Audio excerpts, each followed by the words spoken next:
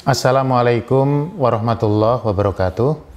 Kaum muslimin dan muslimat yang dimuliakan Allah dimanapun berada, ada satu problem yang sering ditanyakan di dalam persoalan kurban atau udhiyah, yaitu mengenai larangan memotong kuku atau menggunting bulu atau mencukur rambut bagi mereka yang akan berkurban atau mudhohi atau sohibul udhiyah. Apakah larangan itu berlaku bagi mereka yang akan melaksanakan udhiyah saja atau untuk seluruh keluarganya atau bagaimana? Tentu ini menjadi satu hal yang cukup menarik untuk kita kaji pada kesempatan kali ini. Kaum muslimin dan muslimat yang dimuliakan Allah Subhanahu wa taala. Yang pertama, bahwa larangan untuk mereka yang akan melaksanakan udhiyah untuk mencukur rambut, memotong kuku dan yang lainnya, ini menurut satu kajian yang terpilih atau pendapat yang rajih adalah berlaku bagi sohibul udhiyah atau bagi mereka yang berkurban saja. Tidak berlaku bagi yang lain seperti anggota keluarganya atau orang-orang yang menjadi turunan, mungkin juga orang-orang yang ditanggung oleh sohibul udhiyah itu. Jadi hanya bagi mereka yang akan berkorban saja. Misalkan atas nama sang bapak, berarti bapak tersebut yang tidak boleh memotong rambut, tidak boleh memotong kuku, dan juga bulu-bulu yang lain yang nanti akan kita perjelas. Namun apakah larangan ini bersifat haram sehingga mutlak tidak boleh dipotong sama sekali, atau mungkin makruh atau bagaimana? Kita akan mencoba melihat berangkat dari satu sabda Nabi Shallallahu Alaihi Wasallam, "Idza ra'aitum hilala dzil hijjati wa rada ahadukum an yudhhiya falyumsik min adfarihi wa sya'rihi." Kalau salah seorang di antara kalian melihat hilal Dzulhijjah, artinya sudah masuk tanggal 1 Dzulhijjah, dan dia kepingin atau berkeinginan untuk menyembelih udhiyah, maka supaya dia menahan atau tidak memotong kukunya dan juga rambutnya.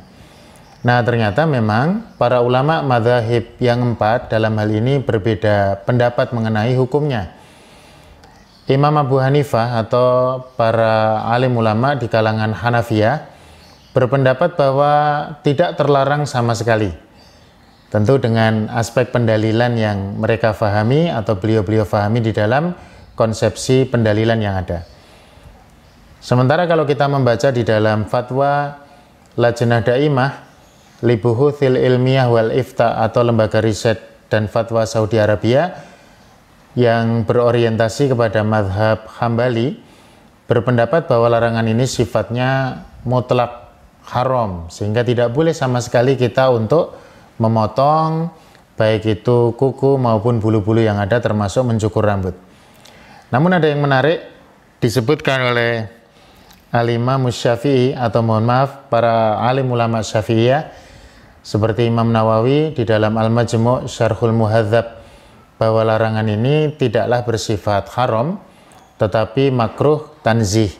Jadi larangan yang derajatnya tidak sampai derajat haram, makruh saja. Artinya sekiranya seseorang itu tidak mencukur rambut, tidak memotong bulu, tidak memotong kumis atau tidak memotong kuku, ya, dengan cara apapun dia memotongnya, karena dijelaskan dalam mazhab Syafi'i itu metode memotongnya juga bermacam-macam, tidak harus menggunakan gunting. Itu sunnah untuk tidak melakukannya, karena hukum memotongnya adalah makruh. Sehingga memang kaum muslimin dan muslimat yang dimuliakan Allah Subhanahu wa taala, dalam masalah ini ada khilaf atau perbedaan di kalangan para alim ulama.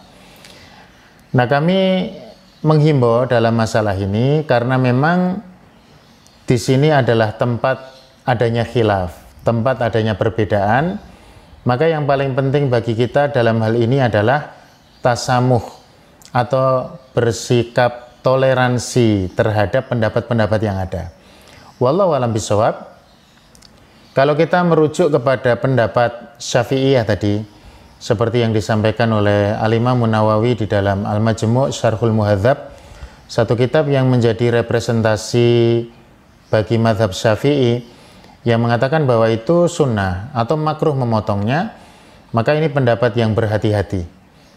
Jadi sekiranya nanti ada di antara kita semuanya yang berposisi sebagai sohibul udhiyah atau mudhohi atau orang yang akan berkorban, maka mulai masuk tanggal 1 Dzulhijjah nanti diupayakan tidak menghilangkan bulu-bulu ataupun rambut dan juga tidak memotong kuku untuk mendapatkan keutamaan yang para ulama menyebut baik yang berpendapat itu sunnah dilakukan ataupun wajib. Hikmahnya adalah supaya pahala ibadah kita dari anggota tubuh kita tidak berkurang sampai dipotongnya hewan itu selama 10 hari awal Dzulhijjah, sehingga bulu kita tetap menjadi saksi, kemudian kuku kita, rambut kita, semuanya tetap menjadi saksi. Meskipun melihat perbedaan tadi, kalau sekiranya memang ada udzur atau mungkin terpotong kukunya atau mungkin ada sesuatu, mungkin rambutnya tiba-tiba terganggu sehingga harus dipotong, atau kukunya tiba-tiba mengganggu sehingga harus dipotong, tentu tidak mengapa. Mengingat itu tadi ada sisi keutamaan, dan bagi mereka yang terpaksa untuk memotong anggota-anggota tubuh tadi, maka tetaplah dia mendapat pahala melaksanakan udhiyah, dan insya Allah udhiyahnya tetap sah. Sekali lagi, kaum muslimin dan muslimat yang dimuliakan Allah, dalam perkara yang para ulama masih ada perbedaan pendapat seperti ini, silahkan kita berhati-hati memilih pendapat yang lebih memiliki keutamaan atau dekat dengan pahala, dekat dengan takarub kepada Allah dengan melaksanakan sunnah tadi. Kita jaga supaya tidak terpotong ya kuku kita, bulu-bulu yang ada di tubuh kita, tapi tanpa kita harus memvonis orang lain dengan mengatakan bagi yang memotong dia berdosa, atau mungkin ekstrim dengan mempunyai satu pendapat kalau terpotong kukunya nanti udhiyahnya menjadi tidak sah. Ini tentu satu sikap yang harus kita hindari. Semoga udhiyah kita selalu berkah, semoga bermanfaat. Assalamualaikum warahmatullahi wabarakatuh.